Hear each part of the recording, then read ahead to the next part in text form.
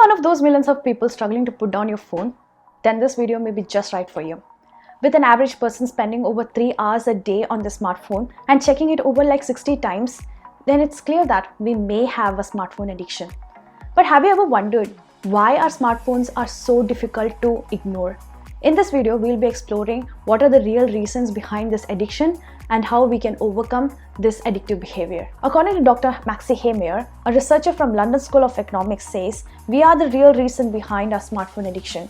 From his research, he found that 89% of the smartphone interactions were initiated by the user himself and did not come from an incoming notification. So this means that we are constantly looking to interrupt ourselves for that quick digital hit and prevents us from doing a complicated task or achieving a creative workflow. One significant factor that contributes to our smartphone addiction is found to be dopamine. This is a powerful neurotransmitter that is released by our brain and is responsible for our motivating behavior.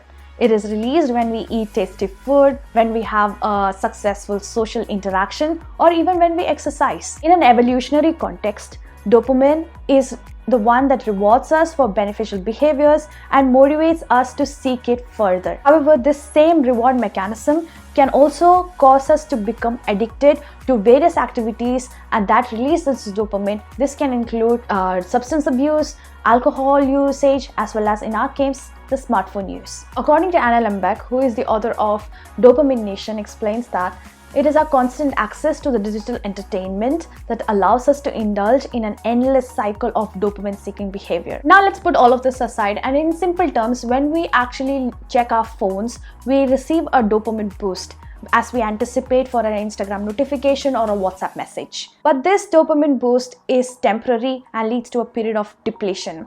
Now that our brain is quickly becoming accustomed to this elevated levels of dopamine, we are craving for more. So this triggers a habit of constantly checking our phones throughout the day and hoping for a next big hit of dopamine, which may be through a viral dance video or a hack video that we believe is going to save our life. But there is more than just the dopamine reward system here. For many of us, the phones provide that easy distraction from the complexities and the stress of our lives.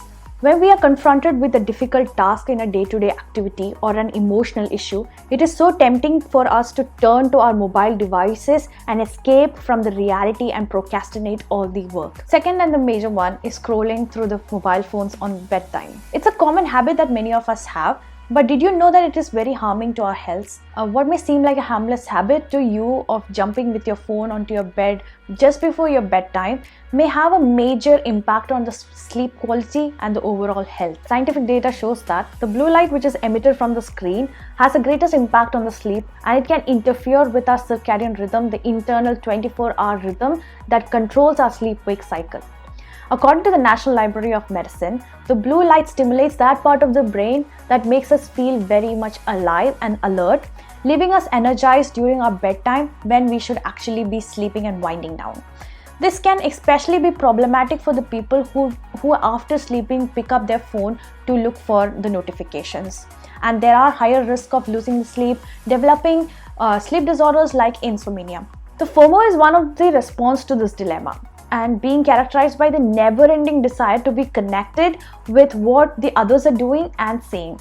And what makes this habit even more worse is that feeling to be constantly connected and becoming available. Once you have started to undo this habit, there is immediately an answer that your sleep cycle is going to improve. Have you ever found yourself bringing your phone to your bathrooms these days? It's not an uncommon habit. Aside from the obvious gross factor of bringing it to the bathrooms, there are some health concerns that you need to consider when taking your phone into the toilet with you. Sitting on the toilet seat for an extended period of time, especially while using a mobile phone, can put a pressure on your veins, leading to something called as hemorrhoids or the other digestive issues. But that being said, it's easy to fall into unhealthy habits, but it is also easy to create new healthy habits. Now let's talk about some simple tips and strategies that you can use to overcome them and improve your overall well-being. It is important to reset your brain pathways. Set specific times of the day when you're going to use your smartphones and stick to it, and disable all the notification is something that has worked for me. Also take some regular breaks from using your mobile phones,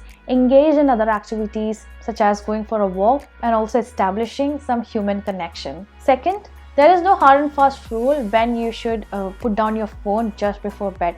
However, tucking your devices away 1 or 2 hours before your bedtime is generally a good rule. Set a digital curfew for yourself. Try to stick to it.